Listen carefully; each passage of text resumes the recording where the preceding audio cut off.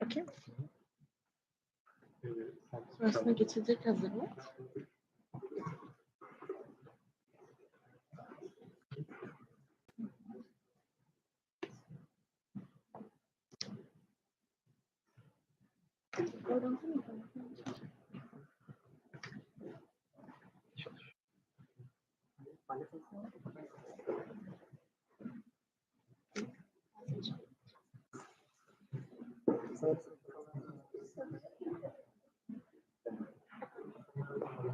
Bunlar mı? Tamam.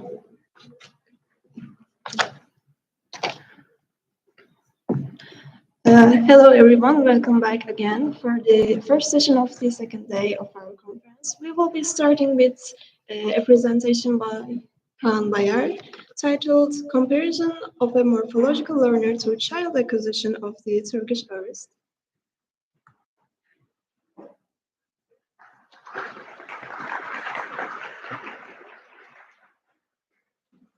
Hello everyone, thanks for coming. My name is Kaan Bayar, and in this study I will explore the learnability of the aorist form in Turkish by a morphological learner and compare its results to acquisition data.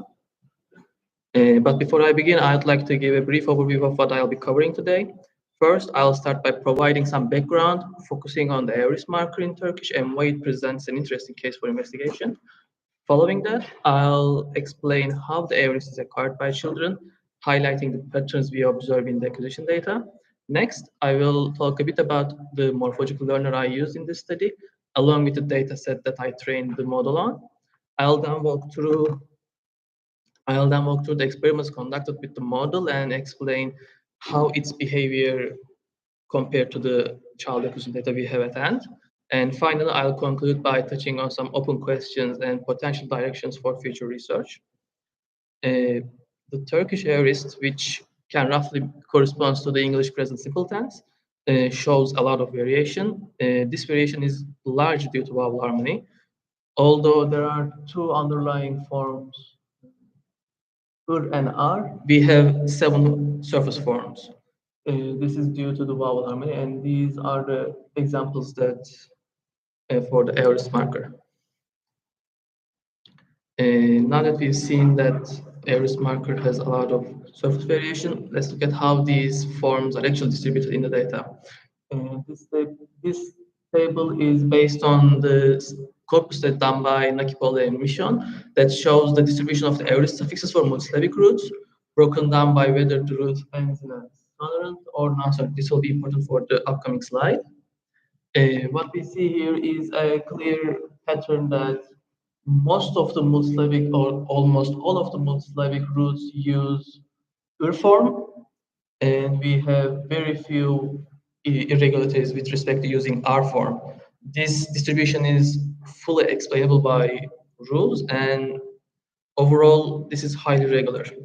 However, when we move on to the monosyllabic roots, we see even though R is dominant for the monosyllabics, we see 13 types of that use almost similar, that has almost similar token rate for the R form. This is different to the neat distribution we saw earlier, where the roots are almost always use and there is no consistent rule explaining when a monosyllabic root uses R or as we can see here. Chal still uses R, however, Al take uses and these are almost similar, however, they use different suffixes. And these create problems for the acquisition as well. And this distribution causes most problems for the acquisition. And moving to the acquisition data, I use Nakipole and Ketrez's study that tries to answer how these forms are acquired. And for this study, they tested 43 verbs across 5 semantic categories, involving 135 children between the ages of 2 years 9 months and 8 years 2 months, along with a control group of 5 adults. And the experiment was designed to prompt the use of aorist form. They were shown a picture and asked to describe it using a verb in the appropriate aorist form. And this method provided insight into children's productive morphological knowledge by revealing how aorist suffixes are applied across verb types during development. And they focus on the forms with the most irregularities. That is, as we see in here, the monosyllabic usage between R and R forms. And and this is the graph that they have. They distinguish between two types of morphological errors here: overregulation and irregularization. Overregulation occurs when a child applies a productive regular rule to a verb that's actually lexically specified or irregular. A classic example in English would be saying gold instead of went. In the context of Turkish aorist, this would be using a regular ır suffix for a multisyllabic root that actually takes R. Irregulation, on the other hand, happens when a child treats a regular form as though it were an exception and applying the irregular form for it. And as we see in the graph, we see a common decrease over the ages. However, what's interesting is that we first see an increase and decrease. They claim this increase happened because as child learns, encounters more forms that use er, their preference from using R forms for monosyllabic roots ending in sonorants to er. These patterns suggest that early production is guided by the dominant generalization that is consistent with a rule-based approach, but lexical exceptions are gradually integrated into our grammar over time as well. And in order to investigate how these learners acquire these forms, I wanted to test it on the model to see whether the models could actually produce a similar result. And for the model I want to train, I use the minimal generalization model that is explained in Albright and Hayes. This is a supervised bottom-up model designed to learn morphological rules based on the distribution of forms in the input. This model works by comparing pairs of surface forms to identify shared patterns. From these comparisons, it builds generalized rules that can be applied to novel forms as well. And crucially, and this is why I use this model can capture regular forms as well as irregular or analogical forms as well. And the evidence for it comes from their paper. In their model, they try to learn the irregular forms in English, and and the model is able to learn irregular forms in English. So I wanted to extend this to Turkish and whether the model could learn aorist form or not. And because it learns from similarities by generating minimal generalizations, it could allow us to infer whether we general as children whether they generalize rules as well or everything learns by rote. And the task is twofold. First, I asked whether the model can learn the distribution of their forms, capturing both regular forms as well as analogical driven forms. Second, I wanted to evaluate how closely the model's output aligns with what we see in acquisition data, especially in the monosyllabic roots ending in son, because that's where the most error happen. And to do this, I just didn't look at how many the model got it right. I wanted to see whether the errors they make are similar to what children makes. And for the training my dataset, I used a morphological parse dataset that is based on a Bowen corpus. A Bowen corpus provides detailed morphological analysis of Turkish text extracted from written data. And to keep the focus on the aorist and root relationships, I filtered my data to include only verb forms that appear without any person, agreement, or number markers. This allowed me to just see whether aorist could be learned by itself. And I also limited my focus of the comparison to just aorist and past tense forms, so I don't get a variability between my training models. And after I trained my model, I wanted to test its handling of novel forms. And for it, I created a word generation task. what it does is the learned rules are first sorted based on their confidence scores, and then the model looks at the context information and tries to match the context of the generalized rule to our target route. And if it's a match, the model uses that form. If it's not a match, the model tries the next available highest confidence score form. And the confidence show how broad and reliable a rule is. And for my first results, these are my results for the baseline experiment of all the generalized rules that I have. Overall, I think this shows the baseline models fails to adequately capture the rules governing the Euris marker, even though it correctly extracted the forms, with the exception of this, which is a phonological anomaly because the model doesn't know any phonological rules. Uh, these rules lack contextual information, which severely limits this model's ability to make accurate generalization. And as a result, the model performed poorly and selected only ear forms, regardless of it, because ear was the highest confidence score. And what we observe here is the model defaulting to ear across all input type. This reveals that the model picks the rule with the highest confidence score, and it's because of, as I said, our these rules lack contextual information and specificity that we need for the word generation test to uh, be successful.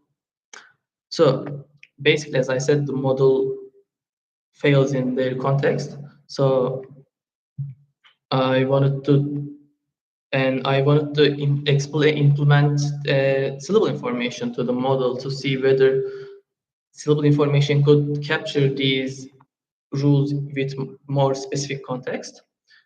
For this experiment, I modified how the model encodes the context during rule formation. In my baseline version, the rules were generated without any reference to the phonological environment.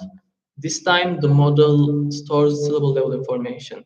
That is the nucleus and the code information of the final syllable of the root. This allowed model to condition its generalization on a more meaningful phonological cues. As Turkish has vowel harmony, it needs the vowel information of the last nucleus, and coda could predict whether the form will have a vowel or not. And since we know from child corpus data that syllable count plays a critical role in suffix selection, as we have also seen in the distributions as well, the monosyllabics and multisyllabics have different default or regular forms. So having in additionally a tag based on whether this rule is associated with multisyllabics or monosyllabics is also key in, I think, capturing information for every marker. And for the results, we see that the model have more context as we see here. The first one is for the features for the nucleus, and the second one is the coda. We see increase more like we see more specific context in rows, and I think this suggests that having syllable information gives the model the structure it needs to both perform and apply morphological rules more accurately. And we see it on our result word generation test results as well. This again summarizes the word generation performance of the syllable information model, and comparing it to baseline, we see clear improvement in how well the model matches the correct surface forms. Ideally, we want all of them in here in the diagonal green line because that's where it's the correct one. What's crucial here is that instead of the baseline model, now the model doesn't collapse everything into one single dominant suffix. It tries to match better. That is because of we having a better contextual information window. However, there is still notable problems as well. For instance, there is like a big mistake for using instead of r. And this suggests we need still better context information as well. So basically, while our syllable information model improved its baseline, as I said, we still need more context representation because our context is still too broad. And in order to fix this, I wanted to add three new parameters independent of each other to see which one performs the best. For my first parameter, I choose the no empty context parameter. This ensures that the rules always have at least one shared feature for both nucleus and the coda. And for my next parameter, the rule exception checker, it monitors whether a new rule's context overlaps with an already generalized rule and flags it as an exception to prevent contextual interference between two rules that use different morphemes. And finally, I implemented the most common feature in context parameter. This identifies the most frequent feature value pair for each morpheme and ensure they are always included in the rule context. Uh, I implemented these parameters to narrow the contextual information for the model so that it improves prediction accuracy. And we see this improvement as well. This is the confusion matrix for our no empty context parameter, and adding this led to the best performance amongst the models by enforcing at least one shared feature in both nucleus and coda dictionaries. This model better captured underspecified forms like R, as we see, like even though the model still makes false predictions, the correct form count is increased. And this improves the generalization capabilities, but as I said, it still makes many regularization errors. However, I think this result highlights the importance of contextual information. For my next one, the rule exception checker, where the parameter looks for any rules that has contextual interference with the generalized rule. This performed on par with the syllable information model, which suggests this parameter might not have any perceived effect on the task. And finally, for the most common feature in context parameter, this last parameter was least effective of the three. While it was able to emphasize the feature consistency per morpheme, I think this constraint made the model too rigid, which reduces the flexibility we need for predicting these forms, and it added more regularization errors to the already existing ones. So basically, across all models, except for the baseline, we see consistent ability to handle rule-governed forms. Even though they make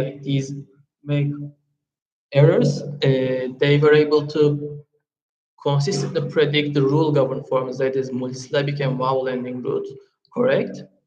However, monosyllabic roots, especially like we see in here, the sonorant ending monosyllabic forms still remain a major challenge, which coincidentally similar to how child acquisition data shows as well. Both the models and child acquisition data exhibit high error rates, and this suggests these forms might rely less on phonological cues and more on lexically stored or analogically inferred knowledge. So, in order to mirror my models to the acquisition experiment, I trained the model 135 times, once for each child in the dataset. The number of training items increased across groups so that I could try to simulate lexicon expansion over development because I didn't have any longitudinal data. I think this reflects the way children encounter more verbs as they age, as we see in the child graph. And each training set is also shuffled to replicate a slight differences in input across children. This setup allows us to compare model performance to developmental trends observed in the child data. And when we compare the results of the syllable information model without any additional parameters to child data, we see that the model maintains relatively stable overregulation and regularization rate across all age groups. Unlike children whose irregulation rates first increase then decrease, we see a like, very stable form. Uh, this, I think, shows that the model can capture dominant patterns because the model made more overregulation errors, so the model is prone to rule governance. But overall, the syllable information model lacks this developmental refinement we see in the children. So for the next model, we compare the no empty context and model child data.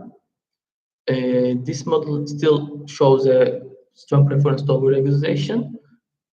However, we see even though it's small that first increase and decrease pattern in irregulation as well. And this, I think, suggests providing more better contextual information to the model helps the model better approximate how children refine their morphological systems over time. Moving on to rule exception checker. Uh, this still performed on par with the civil information model, suggesting this parameter might not have any seen impact, and it still fails to capture the developmental pattern we see for the child. For the most common feature in context model, this interestingly shows an expected decrease in overregulation over time, but also this weird spike in group 5. This cannot be because of my data set, because my data set more skewed to favor ER forms, and because of that, we wouldn't expect our errors to increase just based on the frequency alone. However, as this model constructs rules using the most common feature for each morpheme, I think with more data, this model and the most common feature set for R may have shifted, which resulted in expanding this rule into ER forms as well, which causes the hike in the overregulation we see in group 5. So basically what we observe overall is that some of the parameterized models, especially no empty context and most common feature in context, show patterns similar to children's acquisition behavior, especially in the irregulation error decreasing over time and first having higher rates of overexertion error, especially for the early acquisition period. So to further test the model's learnability behavior, I wanted to replicate the experiment using token manipulations as well. I think this allows us to explore whether frequency of exposure, that is tokens, has a greater influence on learnability compared to type variety. We see this problem in the monosyllabic roots as well, where even though type of irregulars was low, the token frequency for them was high, which caused the problem of regularization errors in children. So for the syllable information model, we see a stable overregulation and irregulation patterns that are nearly identical to the previous experiment. I think this consistency suggests that the model's performance is not highly sensitive to whether it's trained on more type frequency patterns or token frequency patterns, at least for the trends that it has. For the no empty context rates, this still showed a downward trend rate across all groups, which closely aligns with child acquisition patterns. However, unlike child data, the model's overregulation rate increases across groups. I think this suggests that repeated exposure to high frequency forms may have led the model to overapply this rule, highlighting how token frequency can disproportionately reinforce the dominant patterns we see in our datasets. For the rule exception checker, it was more or less the similar situation to syllable forms and the previous experiment. And for the most common feature in context, we see that as our training data increases across experimental groups, the model begins to show gradual preference for generating R forms over ER. This, I think, reflects the structural generalization trend where the models increasingly treat R as a default form or elsewhere form, uh, which gradually moves away from its ER bias start in the initial phases.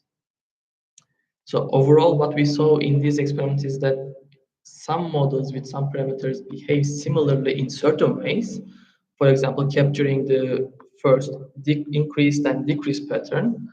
But more importantly, we see the impact of contextual information that is needed for the models to perform similarly to humans. So while the models don't fully replicate children's regularization patterns, some parameters did successfully mirror the regularization trend we see in acquisition. However, frequent overregularization, especially favoring R, highlights the need for better exception handling and most errors stem from having broad or poorly specified context information for the models. And for future work, I think this study can have special awareness for improvement. First, incorporating a corrective feedback could help align model more closely with child acquisition.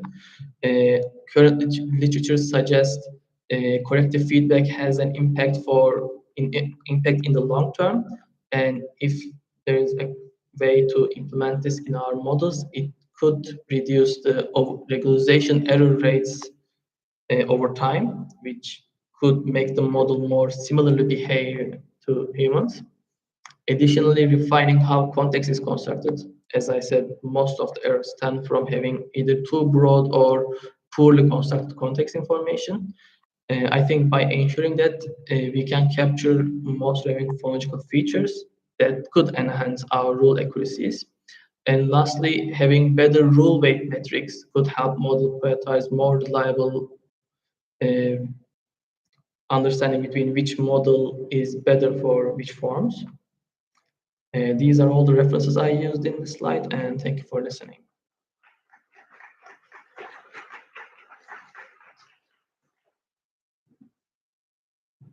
Thank you.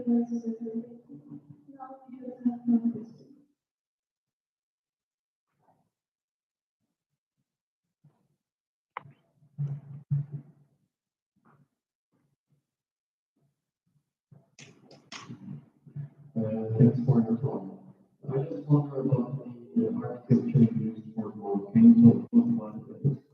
Does it extract rules and I can. I have some appendices for it. I can show you how it creates these generalized forms, at least for the baseline model. First, the model gets. Uh, First, the model requires two different affixes that is only different for only one morphological or syntactic, whatever you want to call context. And first, it compares these forms to achieve this rule template. And to get the rule template, the figure I put at the first, it gets the maximum substring shared on the left side. This gives us our left side context information. Then it looks at the maximum substring shared on the right side. That gives us our right side context. And finally, what we have in the middle that's different for the two forms is our B value. For the example at hand, it first looks at starting from left to right, how many forms are matching. And this, for example, for this, it's press is our left side. And then looks at the starting from right, it looks at whatever it's on the right. Since there's nothing on the right, our right side is empty for this. And what's different between these two examples gets us our p values, that is our morphemes. And then the model goes on to generalize this, and the generalization happens by comparing these non-generalized rules against each other to get more generalized rules. And whenever there is two rules with the same morpheme, the model starts checking the left side context. And if we have matches, it stores all in a different set of strings.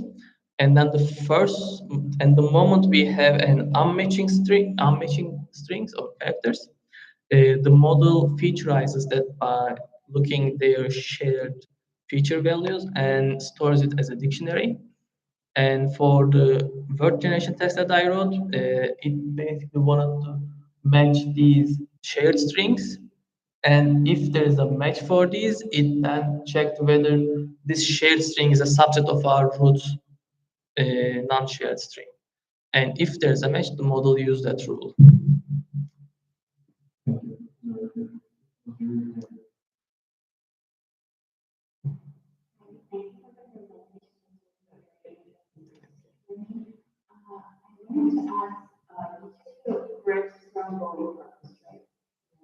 Yes. try to introduce the words that children encounter in early acquisition first, or I mean, I didn't have any way to see like, didn't have a way to have a longitudinal data set that could show me, okay, so children between ages 3 to 5 might hear these forms more than these forms. I didn't have anything like that, so I used a morphologically parsed data set that I have on hand to see whether we see some similarities. But I think you're right. If I want to concretely say there is a behavior similarity between the models and the children, I think I need to use a longitudinal data, but I don't have any access to it at the moment, so I wasn't able to use it.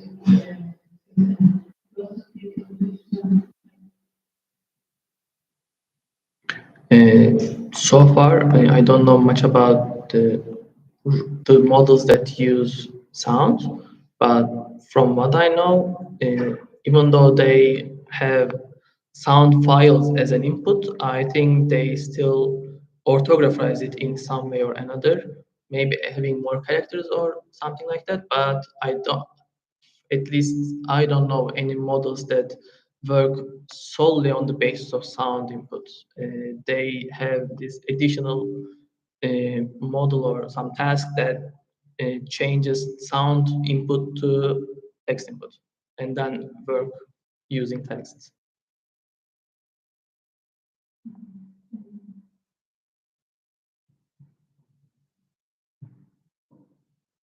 Thank you for listening.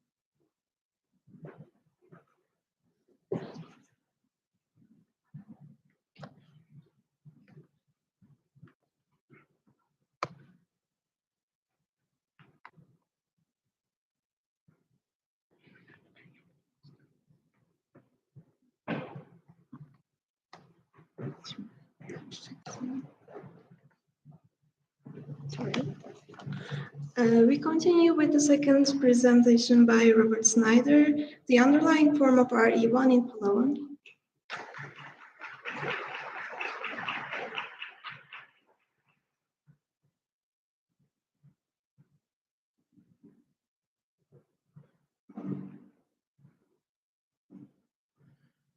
All right, just one more presentation till lunch, so thank you guys in advance for sticking with me. This is an ongoing project of mine. There'll be a couple points that I'm a little less certain about. I'll kind of signpost that.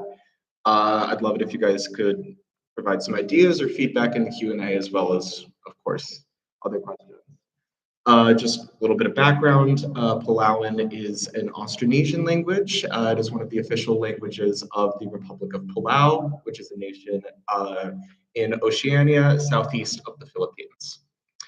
Just as a quick roadmap for my talk, I'm going to give a little bit of background on non-reduplication stuff that's going on in Palawan that intersects and is relevant to the reduplication, then move into the reduplication itself. I'm going to give an overview of some different work that people have done trying to account for reduplicative processes in Palawan. Then I'll present my approach and kind of talk about where this project might go next. So, first off, we've got the very complex process of vowel reduction. So basically this applies to any vowel that does not bear stress. Here I will, also just as a little bit of background, all of the primary data in this presentation comes from one grammar, one dictionary, and two mini grammars through dissertations back in the 70s. I haven't specifically attributed forms, but all of those come from those four. So yes, and then in here, the accent marks indicate stress. I haven't indicated them for monosyllabic roots just because the vowel is stressed in monosyllabic roots. All right, so unstressed vowels are reduced in some way most often. There are certain affixes, like the possessive affix, that can cause vowels that are normally stressed to no longer become stressed. But this also, unstressed vowels occur in many roots, like the word for fish, nikol. That schwa presumably underlyingly is not schwa, but it has been reduced to schwa because it is not stressed in that word. So, single vowels normally go to schwa. However, there are some exceptions. There are vowels that don't reduce. There are vowels that fully delete. And ultimately, this seems to be lexically governed, as you can see by that exact minimal pair that reduces differently. As far as long vowels and vowel clusters, also important to note that long vowels contain a gliding articulation, so it's one vowel and one glide. Normally these, and the vowel clusters are also, they're not referred to as diphthongs, but they are tautosyllabic. They normally reduce to one constituent member, but which constituent they reduce to is not predictable, also seems to be lexical. We've got a minimal pair there with the exact same ordering of two vowels, the exact same stress, and different ones are retained. You also have some other exceptions, such as a full cluster reducing to schwa, a full cluster deleting, and then a full cluster just not reducing whatsoever. And so it's a little bit frustrating because there are some tendencies. For example, when in a cluster, always bears stress and always deletes. Short oo tends to delete more frequently than the other vowels. In general, in vowel cluster reduction, high front vowels tend to be retained and also tend to be not stressed. So there's tendencies here, but ultimately these minimal pairs are really suggest that there has to be some lexical encoding here. I'd like to do a little bit more field work here to see if I can figure out some, like if there's a particular distribution of glides in the language that could potentially problematize this and see if we can generate some rules for it. But ultimately, vowel reduction is just something that we have to contend with. There's also epenthesis, which is the other way that schwa appears in this language. Any cluster with schwa, even heterosyllabic, is broken up using schwa, as well as the other two. Any word final cluster, consonant cluster, is broken up with schwa after the two consonants. And then any cluster of a coronal consonant and then L immediately following is broken up with schwa. Just a note on the word final epenthesis, that is not indicated in Plauen orthography, you just kind of have to remember that it exists in the back of your mind. But there are some complications here. Things aren't necessarily as clean cut as just these are the three agreed upon epenthesis rules. But the glottal stop rule seems to have some exceptions. Some people have posited additional epenthetic contexts that also seem to have some exceptions. This is another place that I would like to do some primary field work and test out some forms and see kind of where schwa is really appearing. Because a lot of this primary data that I'm working with is about 50 years old at this point. So yes, now moving into just a whistle-stop tour of some affixes that you might see coordinating with reduplication. There's the verbal marker. Basically, it just attaches to verbs, indicates that they're verbs, and it attaches to all verbs except for some statives. It's normally ma, but with some roots that begin with b or just other lexically marked roots, it is o. And then there is the then there are resultant state verbs. These are stative verbs. They're derived from transitives. They are very similar to an English past participle, and they do not bear the M, and they're formed by infixing L after the first segment. And just to point out, as you can see with the form talub there, RSV is a very frequent feeder of the coronal epenthesis, where it's a coronal segment, and then L, that this RSV infixation frequently feeds that rule. And then just some kind of verbal aspect sort of things. The ergative is actually a little bit of a kind of complicated construction, but it is morphologically unmarked. Whereas the imperfect is kind of more, it's the default present tense essentially for transitive forms, but it has some interesting allomorphy going on. There seems to be some sort of assimilatory relationship, but with L instead of N, because Plauen does not have N in its phonemic inventory. And so yeah, there seems to be some assimilatory stuff going on there. And then to further complicate things, the reason why I've put those RSV forms there for comparison is the root initial segment immediately following the imperfect deletes. So it's the allomorphy is conditioned by the root initial segment, which then subsequently deletes. So it's an interesting instance of opacity there. Now, on to the actual meat of the topic, reduplication. There are two reduplicative processes. One is fairly transparent. It's copying the initial consonant and then a fixed segment A. Sometimes E. I'm not really going to be focusing on that. I'm going to be focusing on what Flora deems RE1. There are 4 different surface forms, ranging from CV to C schwa. I have just a couple of these listed up here. And the reason why we have to pay attention to vowel reduction that I mentioned earlier is because RE1 obligatorily undergoes vowel reduction. Essentially, it doesn't, the root stress remains the same, but the copy in the reduplicant is obligatorily de-stressed, it is reduced. Just as a note, these two processes together can apply together, and which process applies to which root or whether they both apply to the same root, there doesn't seem to be a huge rhyme or reason there. There's also some interspeaker variability, some optionality there. It's all a bit complex, as well as with the meanings. In almost all contexts, RE1 or RE2, just for duplication in general, has the same semantic effect. In resultant state verbs, there is a little bit of a split. This is also the only context in which RE1 and RE2 cannot co-occur together. And so I've just listed kind of a lot of the meanings there. A lot of them kind of have to do with, there's kind of a more literal side semantically to a repeated action, as well as a more metaphorical kind of semantic connotation of absent-mindedness, or just kind of being blasé about things. So I'm just doing it over and over again, whatever.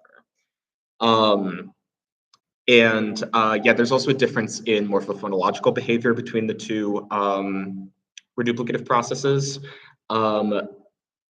For the resultant state verb infix, that L that goes after the first segment, that goes after the first segment of RE1 when it applies, but when RE2 alone applies, it stays after the root, the first root segment. So there's a split there where RE1 is acting like the root. And same with the imperfect. The RE1 initial consonant deletes in imperfect forms, but that is not the same for RE2.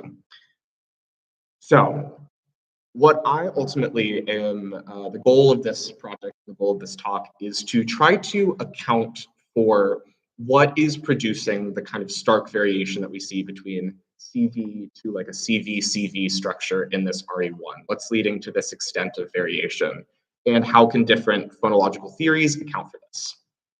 So a couple of more RBP, rule-based phonology-based approaches have tried, and I don't want to say failed, that sounds a bit harsh, but have not necessarily succeeded in accounting for this. The numbers that I have over to the side there, that is the number of forms that there are 82 forms that I've collected from just these being explicitly mentioned in these grammars. I'm currently working on going through the dictionary to get a more complete list corpus of RE1 forms. And these numbers in parentheses, essentially how many of these 82 forms they cannot account for. So there's some issues with these. Flora has a root, basically just copy everything and delete the last segment, then reduce the vowels. That actually works fairly well, but that's not really tenable cross-linguistically as a reduplicative strategy. That kind of delete X segments, delete the first, delete the last X segments. There's other reduplicative processes that just can't really, not necessarily in Palauan, but in other languages that can't really be accounted for that way. Josephs and Feiner attempt a little bit more of an established analysis, but they crucially, in forms that are surface C schwa, they say that that second schwa is due to epenthesis.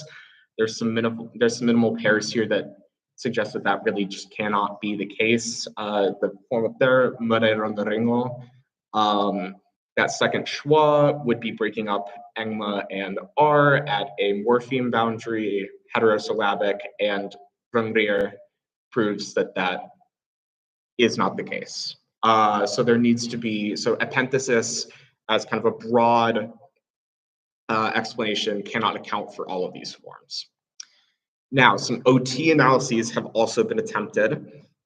Zura posits that this process, this reduplicant morpheme, has a weight maximum of 1 mora and gives the following weightings, full vowel just meaning anything but schwa.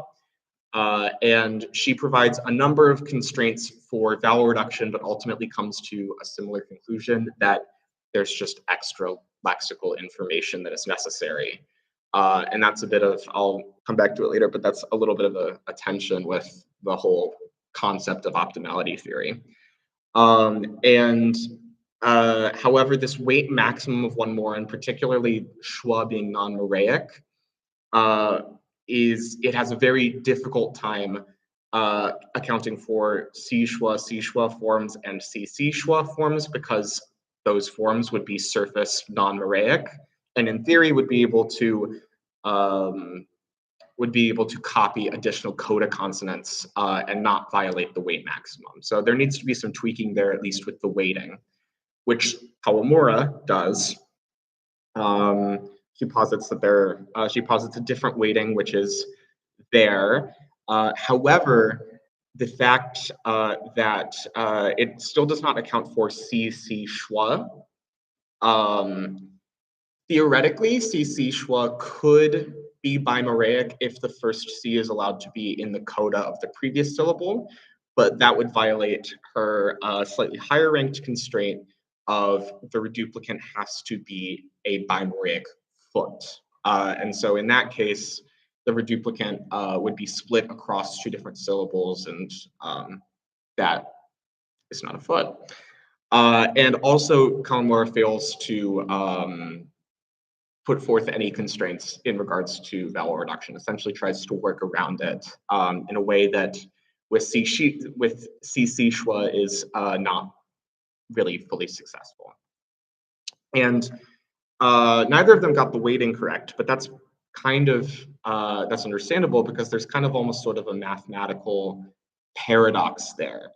If you make schwa non-moraic, then Zera's problem will reoccur. You'll expect more coda consonants than there actually are in the reduplicant. If the coda consonant is non-moraic, then you would again expect more coda consonants than are actually seen. So both of them, both coda consonants and schwa have to be moraic, which means that RE1 must be minimum bimoraic.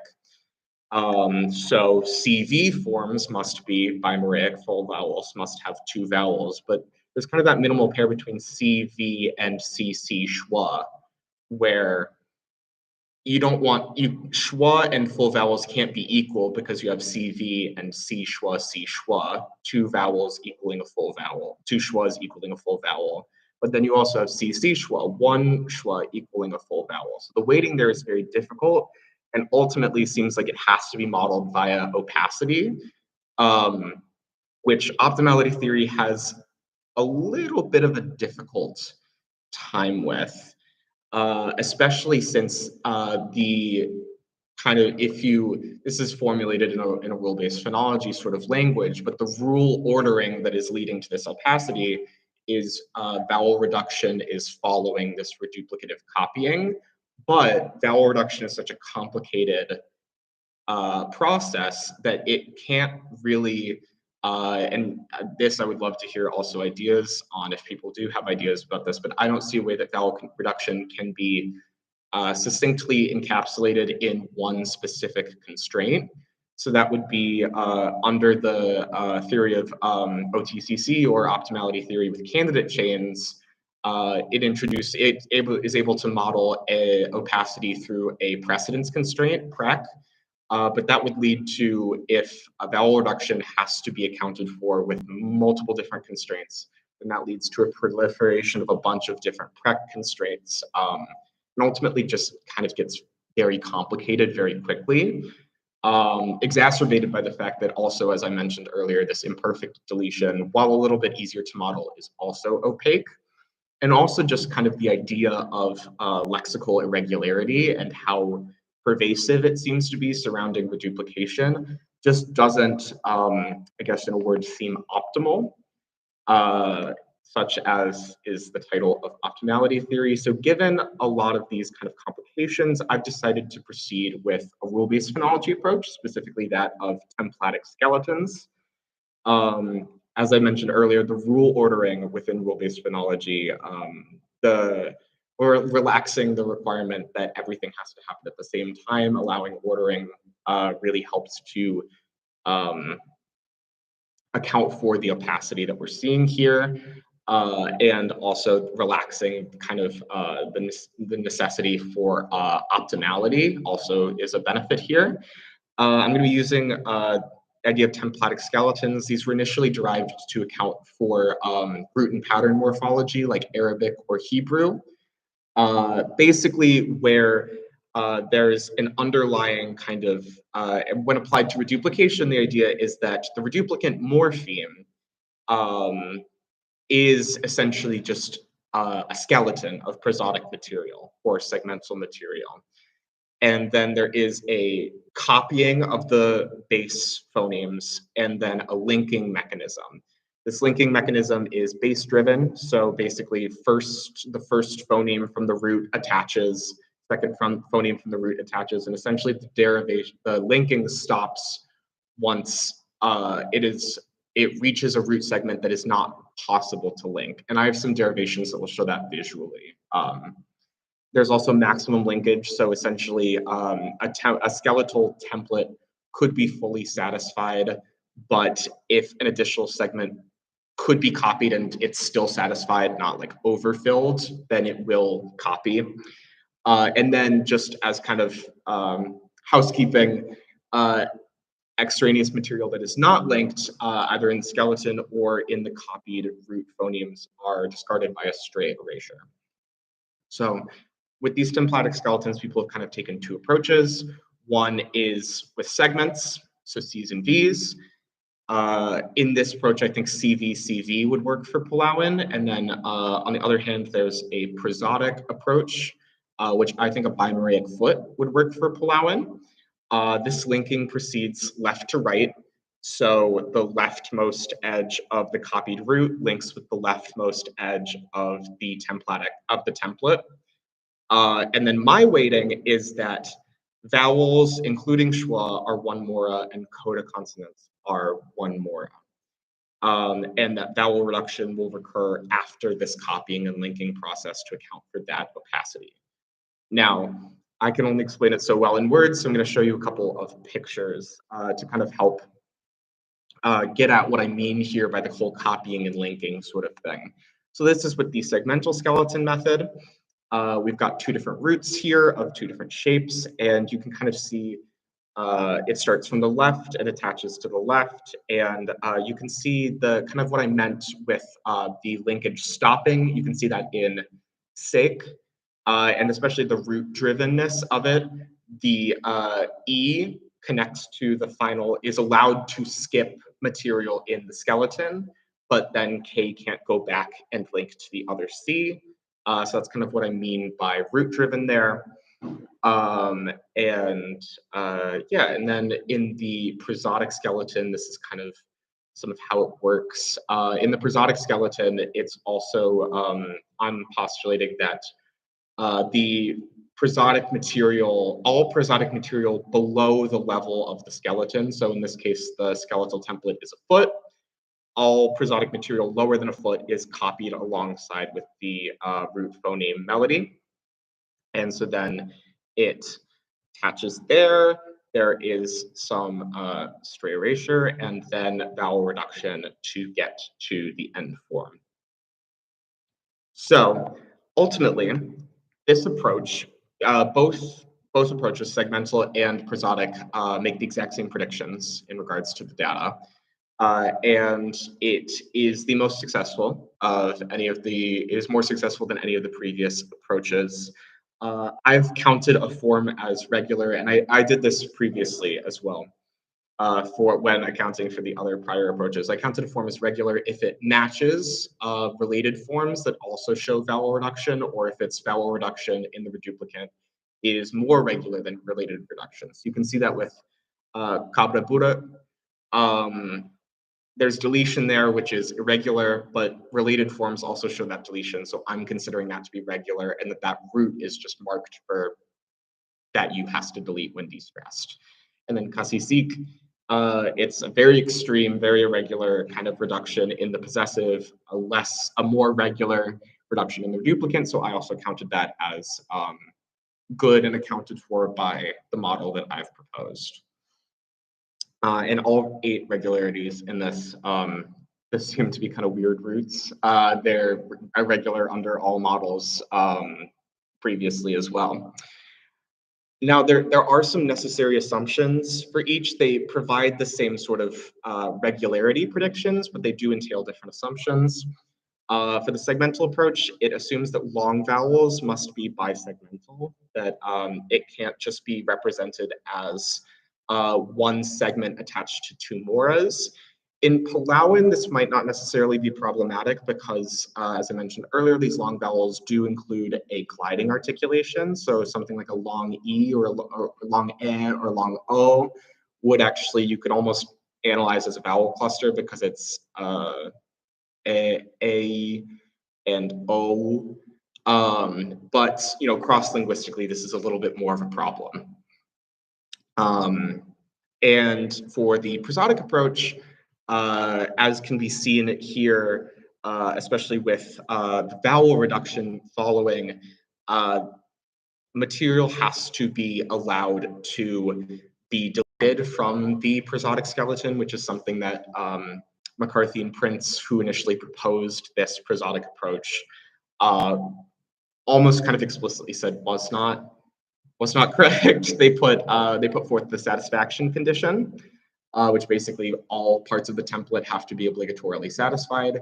However, this in order to use this approach, you have to add the caveat of they must be obligatorily satisfied at linking, but subsequent rules can delete portions of the template.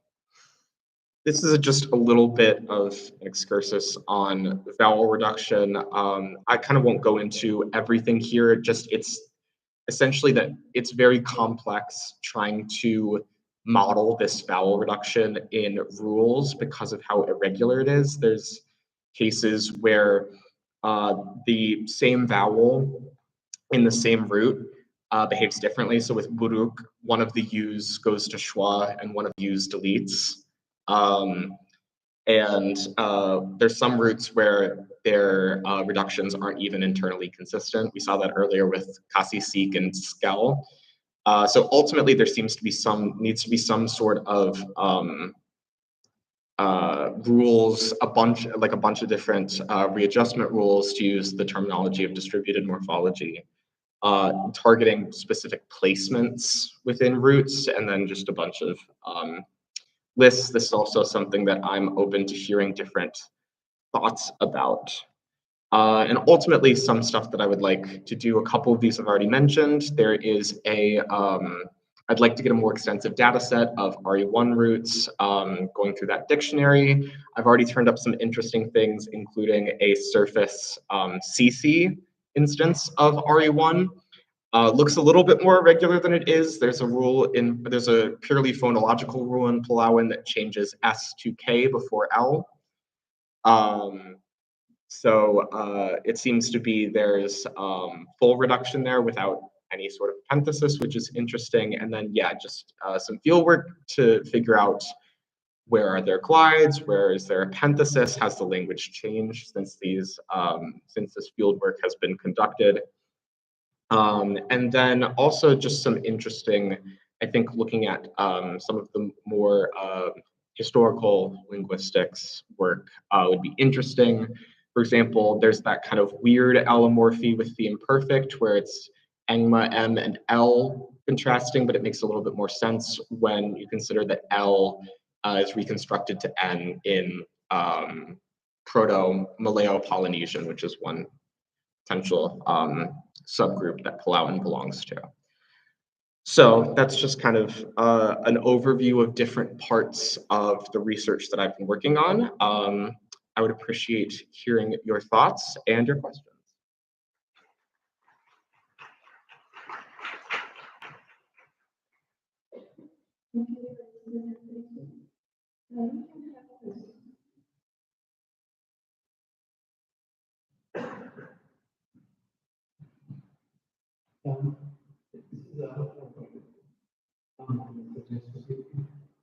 Maybe you can get us some answers and try to solve the chemical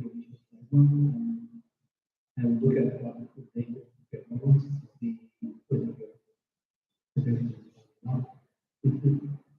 because it seems like you just have to initial segments to discover are you thinking of something like that? Yeah, something that I was considering doing in the field work that I was going to do was to kind of play some language games with people, just to say like insert law after the first syllable, give some examples and have them replicate it, or say this word backwards to try to see, because there's an intuition there that like diphthongs versus glides, that diphthongs would not be reversed, but glides would. I need to do a little bit more research and work into that, but that's yeah, that's something that I was considering, and I do appreciate that suggestion. Thank you.